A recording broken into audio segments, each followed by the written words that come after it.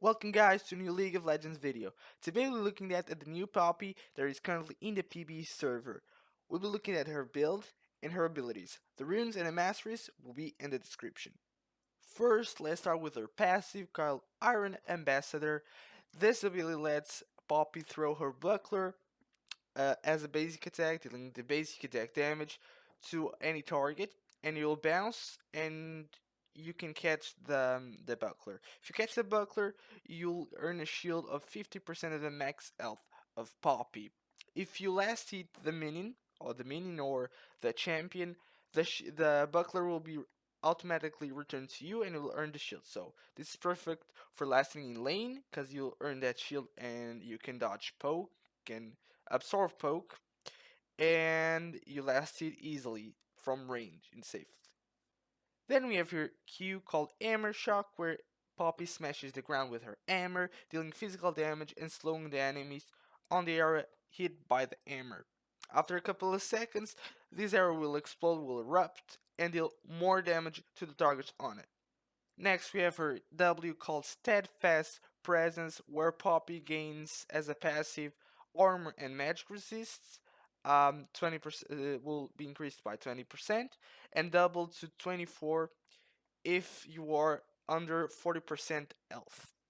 The active of this ability gives you movement speed, and all the knockups and dashes or whatever to you or inside the area of the W will be negated, and if they do so, you will deal magic damage to the champion. So like if a Renekton tries to dash you when you have your W, they will not be able to dash inside the area and they will take damage.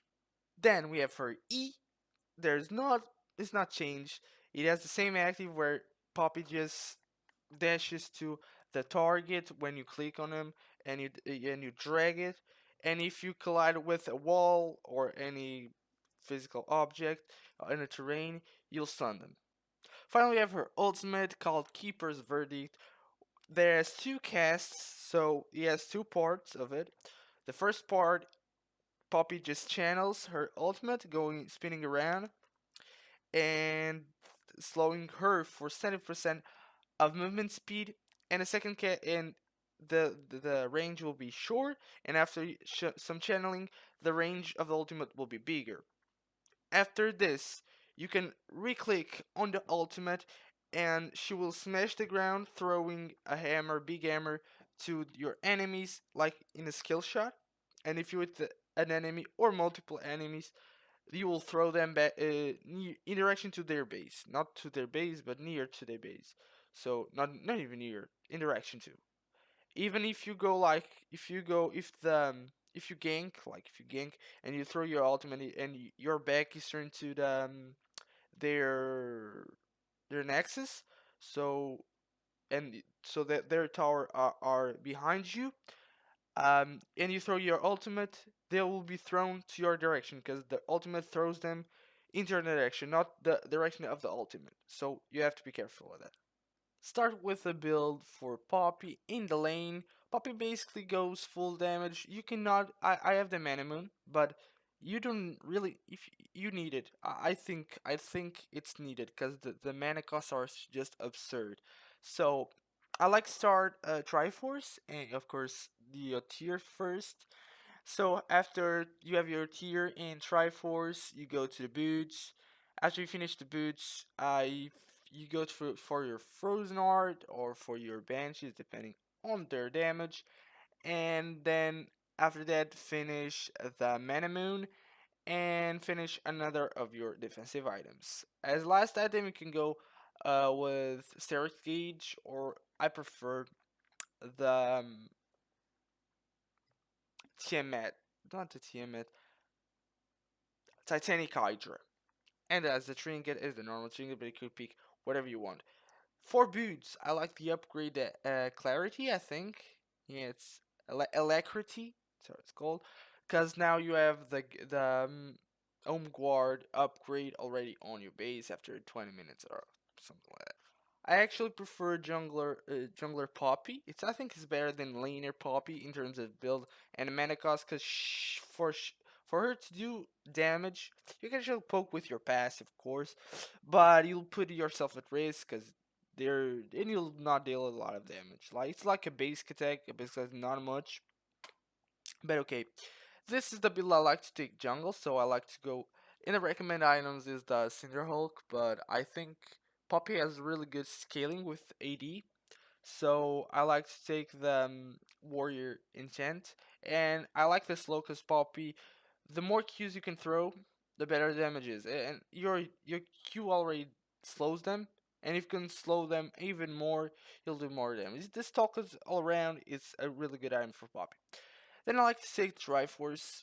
Then the Maw. The Maw is currently in the really good state because it gives you 80 penetration, magic resist, and it has that OP passive where it gives you attack speed, life steal, and the shield. So it's really cool. The boots are the same as lane. I like to then go Dead Man's Plate for the movement speed. So if they are slow, you can even go further in front of them. The Dead Man's Plate is actually really good because with the movement speed of your W and the Dead Man's Plate, you just like you're following someone and you run and you don't eat them. You like go in front of until you are in front of them, and then you eat back so you can throw them back. So the movement speed is really important. Then I finally have a greedy item, but it's good. I'll it's a really good item. The death dance, it's absurd because it gives you the life steal, the heal, and as pop you'll deal a lot of damage, so the heal of that is really useful. But if you want, you can go Randwings or whatever. Instead of Maw, you can go Banshees or Locket of Iron Solari or even Spirit Visage. And after you go full build, you can actually sell your um, jungle item and buy a Spirit Visage or whatever, what you want. I kind of like this build because I get the 40%. If you see the runes, I have the 10% base CDR, so I have 5 flat CDR, and I have 5 scaling, so 10 in total. And then I have Death Dance 10% more plus Triforce 10% because Triforce now actually gives the cooldown, so it's really good. And I find Triforce a really interesting item because with Poppy, with all your cooldown, you'll have a lot of Shin procs to pop, so it's really good. Like if you E, you'll throw them and you have the time to auto attack them. Cause after you eat them, they'll be a little bit, you know, they'll not be slowed and stunned, but it's like a gameplay because they will be walking forward and they'll be a little bit lost because they don't know where to click because they don't really know your range, so they don't really know where to click. They just want to run from there. So you can easily, as you have pop your Phage proc with your E, you can easily pop your Sheen. So really easy, and with your Q, then you'll slow them again. You could proc your Sheen again.